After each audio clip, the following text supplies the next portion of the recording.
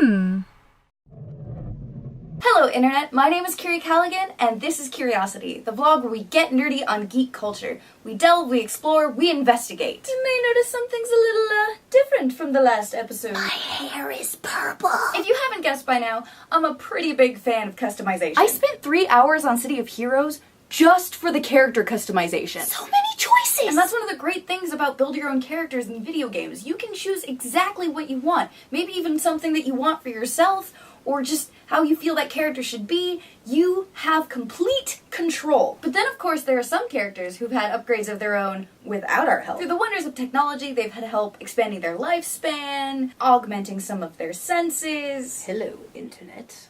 That's right, today we're taking a closer look at cyborgs. Of course, cyborgs aren't limited to video games. Ever since humanity first found out it had limitations, we've been obsessed with overcoming them. We as a species have always strived for something better. We want to cheat death, we want to cure every disease. We even want to fix things that aren't even broken. And we've tried to overcome this through exploring the ideas of religion and magic and technology and medicine and you name it. We have looked down every path. Cybernetics comes from a Greek root that basically means to govern and control. So the idea of cybernetics in relation to your body is taking control over things that normally are sort of automated, like your nervous system, or how your hair grows, or aging. And really the idea of it becomes, if I'm smart enough, I can beat anything. And I love that. Some of our favorite characters in fiction have been cyborgs. Whether they're using the wonders of technology to stay alive, like Darth Vader or Commander Shepard. Oh, and Tony Stark! How did I forget Tony Stark? Or they're augmenting their already badass abilities, like Adam Jensen. It's funny because cybernetics really just seems like something fantastical that you only see in science fiction, but we forget it's used in medical science every day. We have artificial lungs and prosthetic limbs. I mean, they're no Luke Skywalker's replacement hand, but we're getting really close. Now remember that. Cyborgs walk among us. Now, admittedly, you may not find that as exciting as the cyborgs of our fiction, but hold on, because this ride ain't over yet. Of course, it would be completely ridiculous of me to not mention Kevin Warwick, a cybernetics professor based out of the UK. Warwick founded Project Cyborg, which is essentially him donating his body to science in an effort to be the most complete cyborg on the planet. I really hope this washes off. The first thing they did was implant a simple transmitter into Warwick's arm. This was to figure out how much the body could take in terms of foreign objects, and also to see if a meaningful signal could actually be produced from inside the arm. Total success! While not as exciting as what we see in the movies, Warwick was able to open doors or turn lights on and off all around the department of his university. Next, they implanted an electrode array into his arm.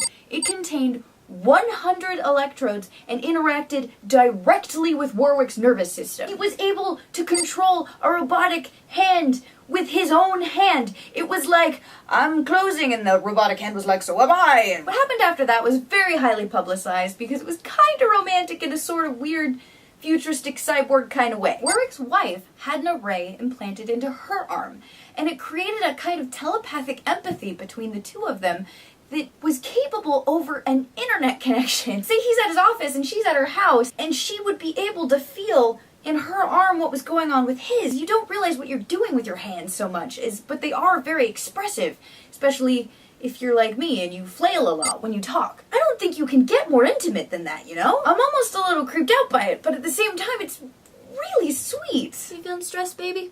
It's okay. Just relax. Just relax. It's gonna be okay. It's gonna be okay. Or creepy. Neil Harbison, who was born with achromatopsia, which basically means he can't see color, he sees everything in black and white. However, they were able to implant a device into his brain where color became notes. Now, what's really amazing about this is that recently he revealed he'd started to dream these notes, so dreaming in color. Why that's so awesome is it means the software and his brain have completely united. His passport says cyborg.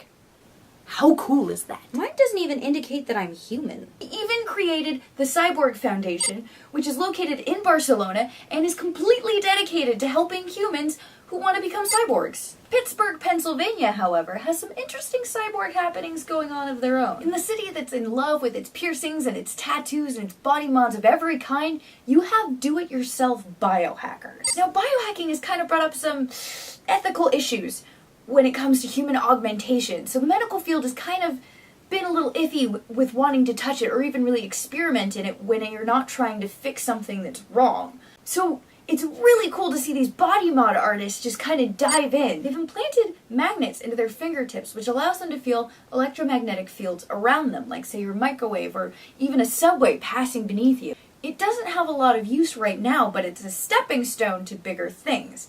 And that is really exciting. So Paul, if you're ever out of ideas for nerd crafting, do-it-yourself cyborg. Of course, the do-it-yourself route also has a darker side. One of the founding members of biohacking in the 21st century is a woman by the name of Left Anonym. A brilliant woman, but probably not too concerned with self-preservation. Threw caution completely to the wind in true punk style, and actually did all her operations on herself. She'd been quoted to have saying for her own operations she only needs a potato peeler and vodka. That's hardcore. Admittedly, having a piercer cut your finger open with a scalpel is not as safe as a trained medical team, but I think I'd still prefer it to that. And that's just a few examples of the craziness going on in the cyborg world out there. Guys, this is actually happening, and they're making progress every year. Who knows, by the time we actually hit 2027, Adam Jensen's reality could be ours. Heck yeah, I'm a cyborg! Even if it doesn't happen in 2027, it's going to happen eventually.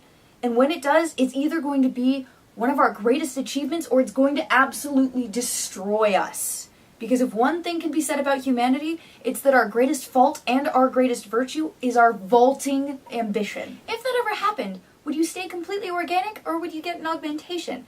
And if you got an augmentation, what would that be? Personally, I'd probably get something implanted to change my hair color at a whim because I go through so much dye it's not even funny. So share your thoughts in the Geek and Sundry forums or in the comments below.